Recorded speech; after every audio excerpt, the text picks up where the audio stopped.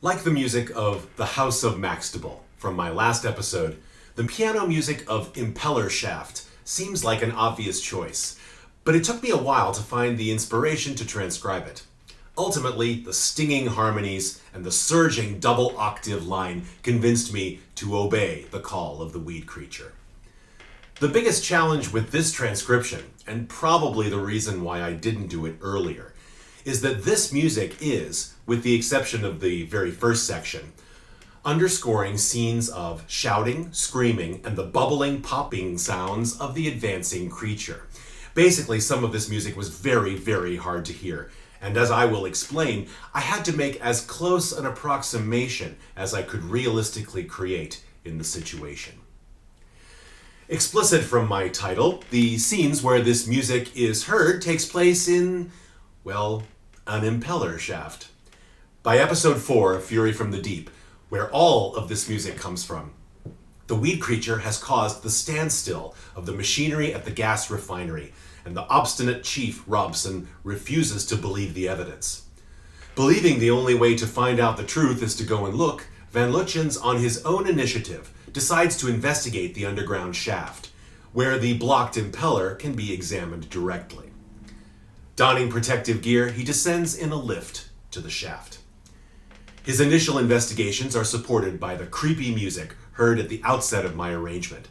This same music supports the Doctor and Jamie as they later investigate the shaft in search of Van Lutyens. A single, eerie chord rings for several seconds, while underneath, menacing, often chromatic figures sound in the left hand. The harmony, if including the most prominent left-hand note, is C augmented sharp 9, the exact chord heard in a passage of Blind Man's Buff, episode 14's music of the Celestial Toymaker. The left-hand lines seem to be centered around the note C, beginning with two forceful octaves, D-flat, C. Then a twisting melodic line that partially denies the melody above before landing with a bang. As this last note clears, the harmony is faintly heard, still ringing above, echoing through the pipeline.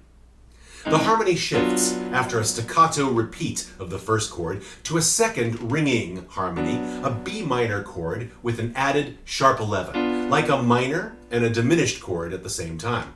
As this chord decays, more threatening left-hand lines hammer out, still very chromatic and independent from the harmony. These sounds are very low in the piano, and combined with Simpson's distortion is hard to discern on the recording, but I think I got it.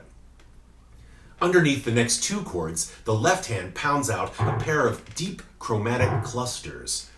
Obviously, because of the nature of the source material, the notes I chose were my best estimation of the actual sounds. Having said that, it's clear that these sounds are not meant to be melodic, and despite being very low, are not just single notes distorted by the recording process. Above these clusters, a new chord starts in a low, dark register, then rises up through a second new chord in a gradual crescendo back to the initial harmony. This is reinforced by the D-flat C octaves returning, an octave lower than before, while the same harmony starts to repeat in a panic. The passage ends accelerando with the octaves joining in the panic, and as we reach a mini climax, this chord is again left to decay into nothing. The next passage is a single note line realized by an oscillator, and its ominous melody supports a second scene with Jamie and the Doctor in the shaft just before the weed creature surges up from the gasometer pipeline. I included it in my arrangement when I realized it was strongly related to the notes of the surging piano passage heard directly after this music. To imitate the low yet nasal timbre of the oscillator, I elected to play this melody in both hands, 2 octaves apart. Slithery in character, this line features groups of largely chromatic cells. Slowly rearing up, it also accelerates in tempo as it reaches its highest note, then shrinks and slithers back, slowing down as it disappears. The very end of this passage is obscured by dialogue and sound effects, so I can't prove or disprove my accuracy. But because it's so faithfully copied in the next passage, where at least once I could hear those notes fairly well, I decided to go with it throughout. Again, my best guess until I can see the scores for myself. As I mentioned, this oscillator music is directly followed by the surging double-octave piano line that hurtles us towards the climax of the piece. This cue is used 3 times in the story, including an encore in episode 5. It's very much the same character of music that was heard in Mind the Martians on the Moon, a piece from the Seeds of Death you heard in episode 4 of the project. As also mentioned, this music shares most of the notes with the oscillator music just heard. One difference here from that music is the unrelenting 16th note rhythm of the melody, in contrast to the more unpredictable rhythms of the oscillator music. Another difference happens after the initial repeated theme. It begins with the first 4 notes of that theme transposed down a fourth from D to A. And after that small cell is repeated, we get several more chromatic cells rising up until we meet back with the oscillator melody.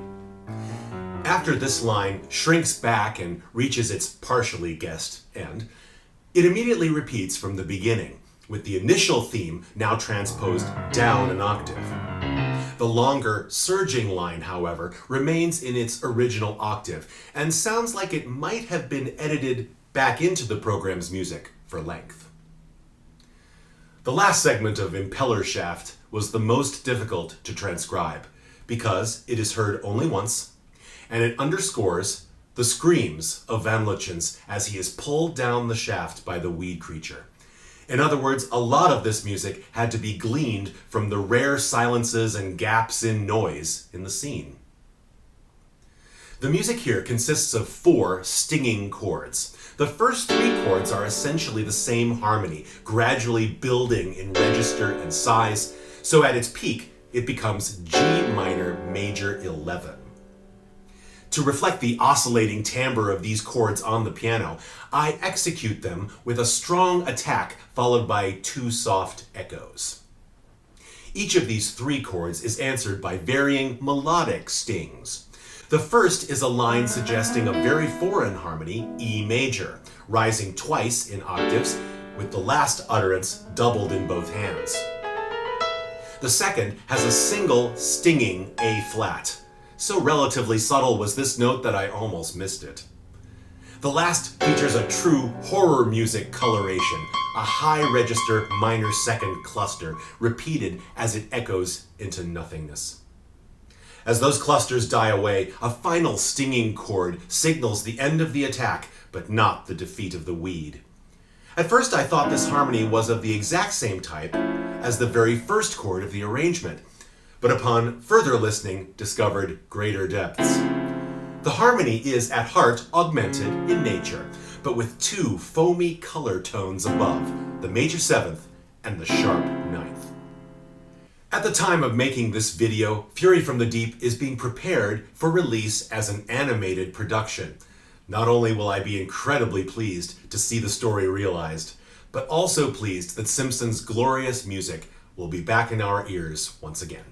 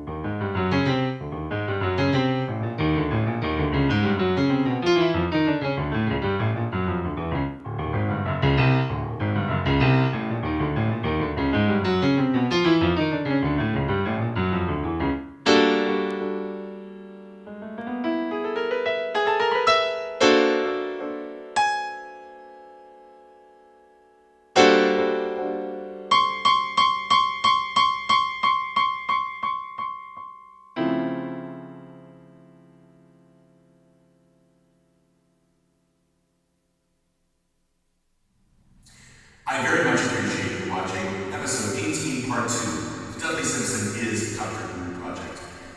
Subscribe, like, share, and comment